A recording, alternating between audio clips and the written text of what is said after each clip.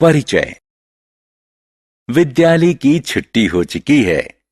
बहुत तेज वर्षा हो रही है। राजू छाता निकालकर खोल लेता है और अपने घर की तरफ चल देता है।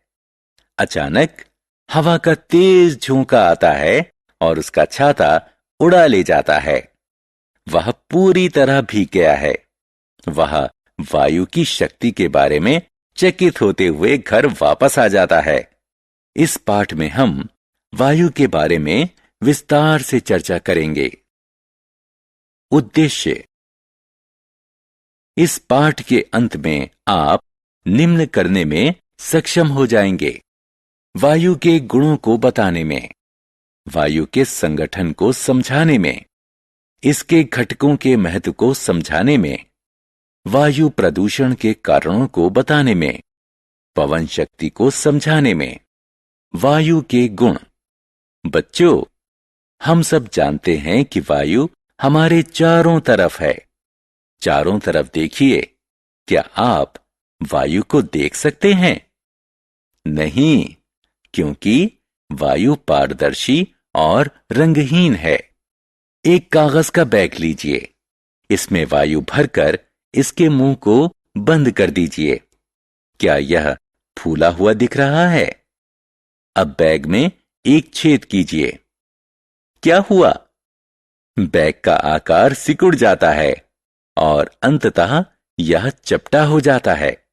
ऐसा इसलिए हुआ क्योंकि बैग के अंदर जो वायु थी वो छेद से निकल गई। इस क्रिया से पता चलता है कि वायु स्थान घेरती है। एक गुब्बारा लीजिए और उसका वजन कीजिए। इसमें वायु भरिए और इसका मुंह बंद कर दीजिए। अब फिर से गुब्बारे का वजन कीजिए। क्या दोनों भारों में कोई अंतर है? इस क्रिया से प्रमाणित होता है कि वायु में भार होता है।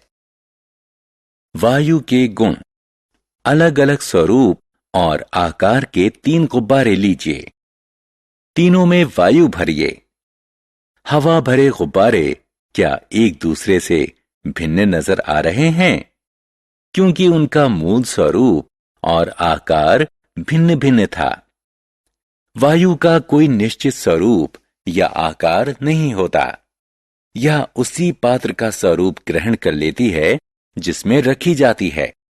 समीप के पार्क में जाइए। एक सीधी रेखा में दौड़ना शुरू कर दीजिए। अपने शरीर पर एक रुमाल बांध लीजिए और दौड़ना जारी रखिए। क्या रुमाल नीचे गिरता है? नहीं, यह नहीं गिरता। आसपास की वायु रुमाल पर दबाव डालती है और आपके शरीर से चिपकाए रहती है। यह गतिविधि प्रमाणित करती है कि वायु दबाव आरोपित करती है। पृथ्वी के चारों तरफ की वायु को वायुमंडल कहते हैं। वायुमंडल द्वारा डाले जाने वाले दबाव को वायुमंडलीय दबाव कहते हैं। अधिक ऊंचाई पर वायु का घनत्व कम हो जाता है, इसलिए ऊंचाई बढ़ने के साथ ही वायुमंडलीय दबाव कम होता जाता है। वायु के अवयव। वायु गैसों का मिश्रण है। हवा में मुख्यतः 3 गैसें उपस्थित होती हैं: नाइट्रोजन N2, ऑक्सीजन O2 और कार्बन डाइऑक्साइड CO2। वायु में नाइट्रोजन 78%, ऑक्सीजन 21% और कार्बन डाइऑक्साइड 0.04% होती है। इन 3 गैसों के अतिरिक्त वायु में जलवाष्प, धूल के कण और कुछ दूसरी गैसें भी होती हैं जिन्हें नोबल गैस कहते हैं। क्योंकि नोबल गैसें नगण्य मात्रा में पाई जाती हैं, इसलिए उन्हें विरल गैसें भी कहते हैं। वायु के घटकों का महत्व। वायु का प्रत्येक घटक महत्वपूर्ण है और निर्वाह के लिए इसकी एक भूमिका होती है। ऑक्सीजन श्वसन के लिए आवश्यक होती है और इसलिए ये सभी प्राणियों के अस्तित्व के लिए जरूरी होती है। यह दहन में सहायता करती है और जलने की प्रक्रिया में इसकी आवश्यकता होती है। नाइट्रोजन प्रोटीन में उपस्थित होती है, जो सभी सजीवों के लिए जरूरी होता है। यह पादपों को प्रोटीन निर्माण में सहायता करता है। यह दहन में सहायता नहीं करती। कार्बन डाइऑक्साइड प्रकाश संश्लेषण में सहायता करती है। यह पादपों को कीड़ों से खराब होने से बचाती है, क्योंकि यह जल में घुल जाती है। इसलिए सॉफ्ट ड्रिंक्स बनाने में इसका प्रयोग होता है। अग्निशामकों में कार्बन डाइऑक्साइड का प्रयोग होता है। जल वाष्प जल चक्र में एक महत्वपूर्ण भूमिका निभाते हैं। यह सूर्य से विकिरित होने वाली इंफ्रारेड किरणों से पृथ्वी की रक्षा करके पृथ्वी के तापमान को संतुलित रखता है। आत्म मूल्यांकन। आइए देखते हैं कि आपने क्या सीखा है। निम्नलिखित का मिलान करिए।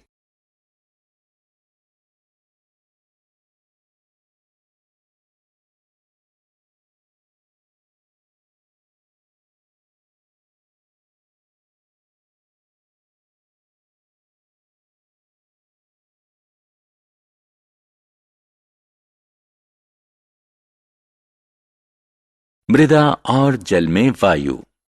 एक मिट्टी में थोड़ी मृदा लीजिए और इसमें धीरे धीरे जल मिलाइए।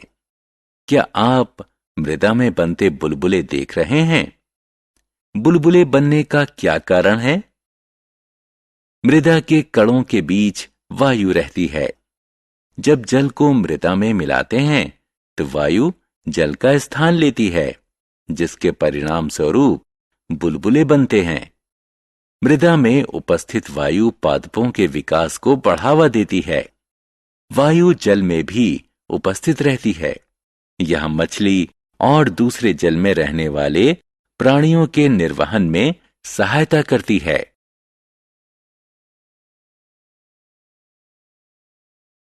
वायु प्रदूषण। सैम राष्ट्रीय विज्ञान केंद्र जाने के लिए रास्ते में है। वह बाहर के अच्छे मौसम का आनंद लेने के लिए कार का शीशा नीचे करता है। काला धुआं छोड़ती एक बस बगल से गुजरी। वह खांसने लगा।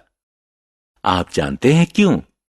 गाड़ी से निकलने वाला धुआं वायु को प्रदूषित करता है। जब इसे श्वास के साथ अंदर लिया जाता है तो यह श्वसन नली और फेफड़े को उत्तेजित कर देता है। कारखानों से निकलने वाले हानिकारक रसायन भी वायु को प्रदूषित करते हैं। पेंट, वार्निश और स्प्रे में ऐसे रसायन होते हैं जिनसे वायु प्रदूषित होती है। जहां कूड़ा करकट दबाया जाता है, उस पटाव से हानिकारक गैसें निकलती हैं, जो वायु को प्रदूषित करती हैं। पवन शक्ति। गतिशील वायु को पवन कहते हैं। पवन बादलों को चलाते हैं और पृथ्वी पर समान रूप से विस्तृत वर्षा कराते हैं। पवन शक्ति का प्रयोग विद्युत उत्पादन, बैटरी को चार्ज करने, जल निकासी, कृषि की सिंचाई इत्यादि में होता है। पवन शक्ति के प्रयोग का सबसे बड़ा लाभ है कि पवन अक्षय है। इसके द्वारा जनित विद्युत प्रदूषण मुक्त होती है। आत्म मूल्यांकन। आइए जांचें कि आपने क्या सीखा है। प्रत्येक विकल्प के लिए सही चित्र का चयन करें। सारांश। आइए हमने जो कुछ सीखा है उसे संक्षेप में दोहराएं। वायु में भार होता है। यह दबाव आरोपित करती है और स्थान घेरती है। वायु का कोई निश्चित स्वरूप या आकार नहीं होता। वायु कई गैसों का मिश्रण होती है। वायु में नाइट्रोजन, ऑक्सीजन और कार्बन डाइऑक्साइड, जल वाष्प, धूल के कण और कुछ दूसरी गैसें भी होती हैं। वायु के प्रत्येक घटक की एक महत्वपूर्ण भूमिका होती है। गाड़ियों से निकलने वाला धुआं कारखाने, पटाव, पेंट, वार्निश और स्प्रे वायु को प्रदूषित करते हैं। पवन शक्ति का प्रयोग विद्युत उत्पादन, बैटरी को चार्ज करने, जल निकासी, कृषि की सिंचाई इत्यादि में होता है।